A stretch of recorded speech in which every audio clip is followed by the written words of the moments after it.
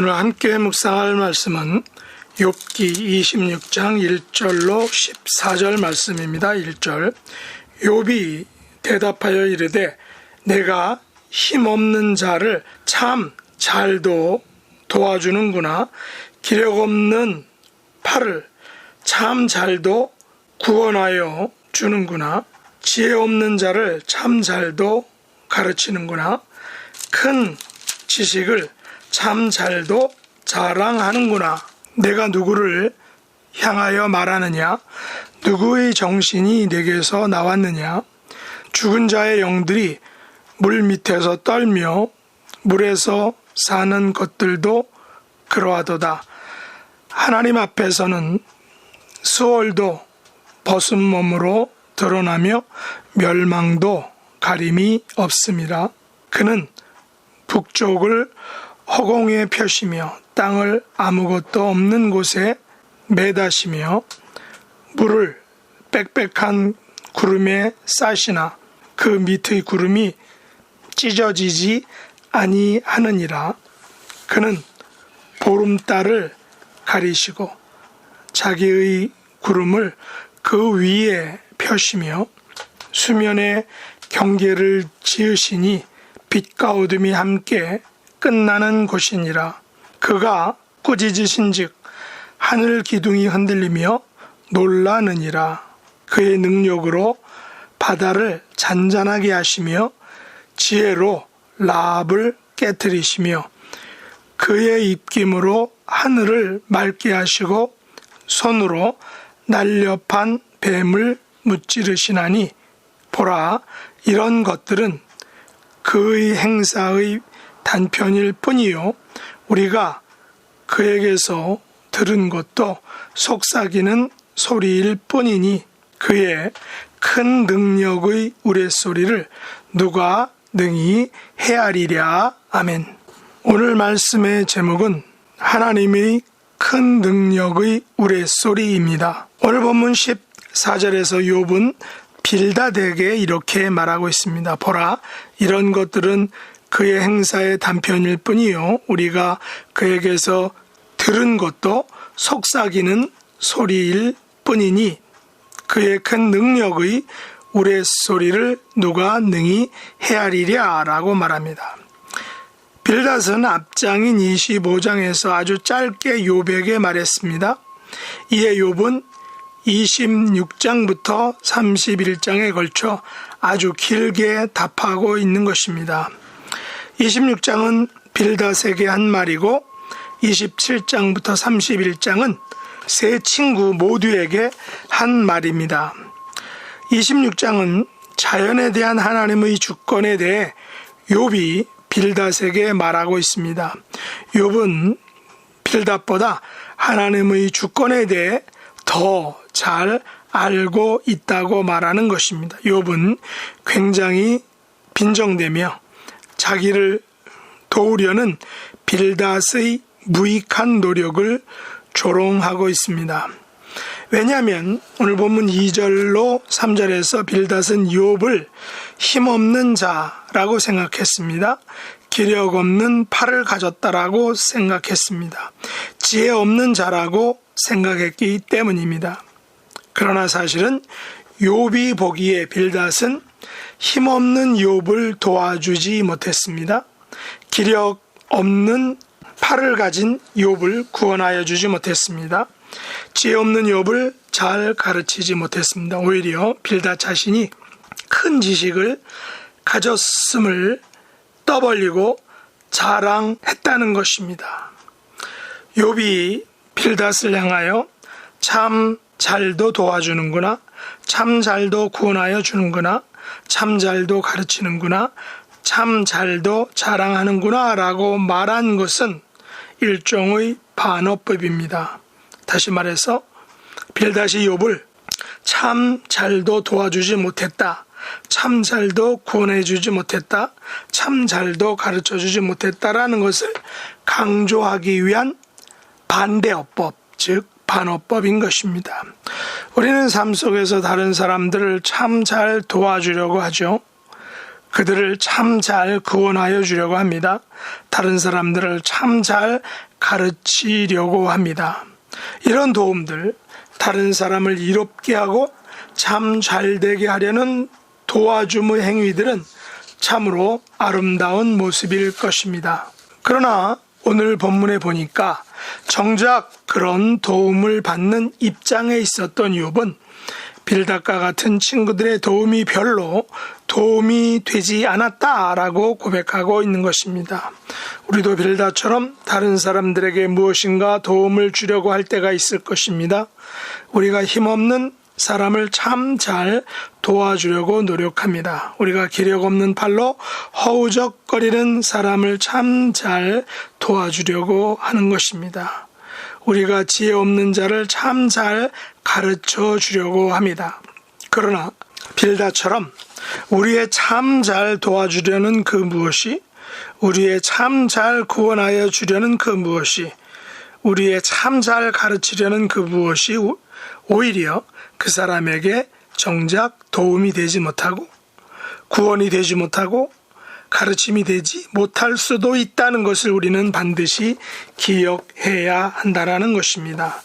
오히려 우리의 도움이 어떤 사람들에게는 참 잘 도와주었거나 참 잘도 구원하여 주었거나 참 잘도 가르치는구나 라는 일종의 조롱과 놀림거리가 될 수 있다는 것입니다. 이런 움직임과 행동들이 오히려 그 사람을 위한 것이 아니라 우리의 자랑거리가 될 수도 있다라는 것입니다. 욥이 3절 하반절에서 빌닷에게 이렇게 말하죠. 큰 지식을 참 잘도 자랑하는구나. 무슨 말일까요? 빌닷의 말이 욥을 도와주고 구원해주고 가르쳐주는 것이 아니라 도리어 빌닷 자신을 자랑하는 일이 되어버렸다라는 것입니다. 그래서 욥은 4절에서 빌닷에게 이렇게 말합니다. 네가 누구를 향하여 말하느냐? 누구의 정신이 네게서 나왔느냐? 욥은 빌닷에게 정말로 네가 나를 도와주려고 했느냐? 진실로 나를 구원하려 했느냐? 라고 되묻고 있다는 것입니다. 우리는 우리의 삶 속에서 이런 것들을 점검해야 합니다. 과연 내가 누구를 향하여 말하고 있는가? 과연 내가 누구를 위하여 말하고 있는가? 내 자신을 위해서가 아닌가? 아니면 다른 사람을 위해서인가? 많은 사람들은 자기 자신을 위해서 말합니다. 많은 사람들은 자기의 정신, 자기의 생각과 경험으로만 말합니다. 그러나 우리가 말을 할 때나 행동을 할 때나 그 무엇을 할 때에 반드시 내가 과연 누구를 위하여 하는 것인가? 누구의 유익을 위하는가? 내가 누구의 정신으로 말하는가를 점검해 보아야 한다라는 사실입니다. 왜냐하면 사람들은 종종 남의 유익이 아닌 자기 자신의 유익을 위하여 말하기 때문입니다. 하나님과 예수 그리스도의 정신이 아닌 자기의 욕심과 이익을 위하여 말하기 때문입니다. 우리의 생각과 삶이 정말로 힘없는 자를 참 잘 도와주려는 데 사용되기를 원합니다. 우리의 힘과 물질이 기력 없는 자의 팔을 잡아주는 데 사용되기를 원합니다. 우리의 지혜와 지식이 지혜 없는 자에게 지혜를 알려주는 데 사용되기를 원합니다. 우리는 우리의 얕은 지혜를 자랑하지 않아야 합니다. 우리는 참으로 힘없는 자에게 주님의 사랑을 참 잘 베풀어야 합니다. 우리는 참으로 기력 없는 발로 구원을 기다리는 사람에게 관심을 참 잘 가져야 합니다. 우리는 참으로 지혜의 근본이신 예수 그리스도를 모르는 사람들에게 참 지혜이신 주님을 잘 가르쳐 주어야 하는 것입니다. 우리는 지혜 없는 사람들에게 여호와를 경외하는 것이 지식의 근본임을 참 잘 알려 주어야 하는 것입니다. 그러면 우리가 왜 힘없는 자에게 참 잘 도움을 줄 수 있는 것일까요? 우리가 무슨 근거로 기력 없는 사람의 팔을 참 잘 구원하여 줄 수 있는 것일까요? 우리가 어떻게 지혜 없는 자에게 참 잘 가르칠 수 있을까요? 이것이 바로 우리가 믿는 하나님은 세상과 자연을 다스리시고 통치하시는 주권자이기 때문인 것입니다. 본문의 욥은 하나님의 주권을 5가지로 말하고 있습니다. 첫 번째, 우리의 하나님 아버지께서는 수월과 멸망을 다스리시는 분이십니다. 5절과 6절에 보시면 죽은 자의 영들이 물 밑에서 떨며 물에서 사는 것들도 그러하도다. 하나님 앞에서는 수월도 벗은 몸으로 드러나며 멸망도 가림이 없음이라 라고 했습니다. 하나님께서는 물 밑에 영적인 저승에 사는 죽은 자의 영들을 주관하십니다. 다시 말해 생명이 있는 존재가 사는 세상도 하나님께서 주관하십니다. 하나님께서는 지옥과 세상, 수월과 멸망까지도 다스리시는 분인 것입니다. 하나님을 믿지 않는 자들은 수월에 거하게 될 것입니다. 그러나 수월도 하나님께서 통치하시는 것입니다. 우리가 살고 있는 세상도 하나님께서 통치하십니다. 비록 욥은 23장 8절로 10절에서 세상에서 살아갈 때에 욥이 앞으로 가도 하나님께서 아니 계시고 뒤로 가도 보이지 아니하는 것 같으나 그러나 내가 가는 길을 하나님께서 아신다라고 고백하고 있는 것입니다. 무슨 말일까요? 비록 내가 사망의 음침한 골짜기를 거닐지라도 하나님께서 살아계시다는 것입니다. 내가 사망의 길에 있든지 희락의 길에 있든지 하나님께서는 우리의 아버지, 우리의 주님이 되시는 것입니다. 그래서 욥은 고린도전서 15장 55절로 58절에서 바울이 이렇게 말한 것을 굳게 믿는 것입니다. 사망아, 너의 승리가 어디 있느냐? 사망아, 너의 쏘는 곳이 어디 있느냐?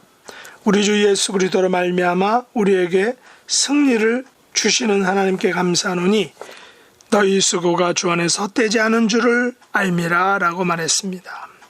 둘째로 우리의 하나님 아버지께서는 허공과 땅을 다스리십니다. 7절에 보시면 그는 북쪽을 허공에 펴시며 땅을 아무것도 없는 곳에 매다시며 라고 했습니다. 하나님께서는 북쪽 하늘을 허공에 펼쳐 놓으셨습니다. 하늘에 있는 수많은 별들을 헤아릴 수 있습니까?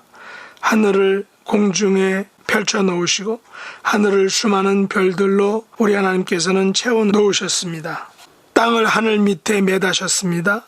땅에는 아무것도 없었습니다. 아무것도 없는 그 땅에 지구의 수많은 생명들로 하나님께서는 채워 놓으셨습니다. 무에서 유를 창조하셨습니다. 하나님께서는 만드신 하늘과 땅에 있는 모든 것들을 보고 맛보고 취하고 누릴 수 있는 것은 우리의 특권인 것입니다. 동시에 누리는 것과 더불어 다스리고 관리해야 하는 것입니다. 하늘과 땅에서 내리는 재앙은 우리가 다스리고 관리하는 일을 소홀히 해서 생긴 부작용일 것입니다.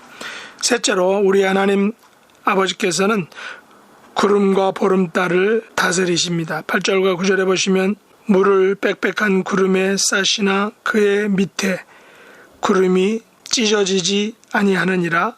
그는 보름달을 가리시고 자기의 구름을 그 위에 펴시며 라고 했습니다. 하나님께서는 물을 빽빽한 구름에 싸십니다. 구름은 비를 머금고 있습니다.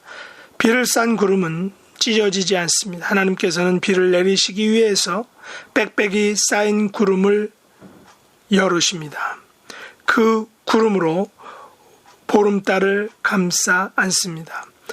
보름달은 구름을 입을 삼아 그 위에 사뿐히 앉습니다. 청명한 가을 하늘을 상상해 보시기 바랍니다. 온통 캄캄한 먹구름 속에 숨어있는 비를 보시기 바랍니다. 좋은 날씨에도 하나님께서 주신 것이고 궂은 날씨도 하나님께서 주신 것임을 우리가 기억해야 합니다. 넷째로 우리 하나님 아버지께서는 빛과 어둠을 다스리십니다. 10절에 보시면 수면의 경계를 그으시나니 빛과 어둠이 함께 끝나는 곳이니라 라고 했습니다. 하나님께서는 빛과 어둠의 세계 모두를 다스리시는 것입니다. 흔히들 신화의 세계에서는 빛은 선이 어둠은 악이 다스린다라고 생각하죠. 그러나 하나님께서 빛과 어둠을 창조하셨 다는 것입니다. 하나님께서는 빛과 어둠의 세계 모두를 다스리는 것입니다. 하나님에게 있어서 빛은 생명을 의미합니다. 그리고 어둠은 죽음이 아니라 생명을 잉태하고 있는 것입니다. 어둠은 다음의 생명을 잉태하고 있는 것입니다. 어둠이 지나야 빛이 밝아오는 것입니다. 마지막으로 우리 하나님 아버지께서는 땅 위에 있는 것들과 하늘을 다스리십니다. 11절과 12절 그리고 13절을 보시면 그가 꾸짖으신 즉 하늘 기둥이 흔들리며 놀라느니라. 그의 능력으로 바다를 찬잔하게 하시며 지혜로 라합을 깨뜨리시며 그의 입김으로 하늘을 맑게 하시고 손으로 날렵한 뱀을 무찌르시나니 라고 했습니다. 하나님께서는 하늘 기둥을 흔드시는 분이십니다. 능력으로 바다를 잔잔하게 하십니다. 지혜로 폭풍우를 깨뜨리십니다. 예수님께서 바다와 폭풍우를 꾸짖으셨습니다. 잠잠하라 명하실 때 그 바다는 잠잠해졌습니다. 하나님께서 폭풍우의 주인이시기 때문입니다. 그러나 14절에 보시면 이런 것들은 하나님의 행사의 단편일 뿐이다 라고 말하고 있습니다. 우리가 들은 것은 하나님의 속삭이는 소리일 뿐 우리가 하나님의 우레소리를 듣게 되면 그 누구도 그분의 소리를 들을 수 없게 될 것입니다. 이제 말씀을 맺겠습니다. 우리는 다른 사람들에게 참 잘 도와주어야 합니다. 참 잘 섬겨야 합니다. 그 이유는 우리가 믿는 하나님은 세상과 자연을 다스리시고 통치하시는 주권자이시기 때문입니다. 오늘 하루의 삶을 통하여 참 잘 도와주는 삶, 참 잘 섬기는 하나님의 존귀한 백성의 삶을 살 수 있기를 예수님의 이름으로 축복합니다. 기도하겠습니다. 하나님 아버지, 이 땅에 살아갈 때에 하나님의 도움이 필요한 사람들에게 하나님의 도움이 되게 해주시고 하나님의 구원이 필요한 사람들에게 하나님의 구원이 되고 하나님의 가르침이 필요한 사람들에게 하나님의 가르침이 되며 하나님을 자랑하는 삶이 될 수 있도록 축복해 주옵소서. 예수님의 이름으로 간절히 기도드립나이다. 아멘.